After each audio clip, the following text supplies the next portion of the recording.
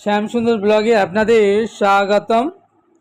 Europe ট্যুরে আজ আমরা চলে এসেছি নেদারল্যান্ড এর টিউলিপ গার্ডেনে। বিশ্বের নানান প্রান্ত থেকে বহু পর্যটক সারা বছরই ভিড় জমান এসে এই টিউলিপ গার্ডেনে। আমরাও সে একই টানে কলকাতা থেকে ছুটে এসেছি।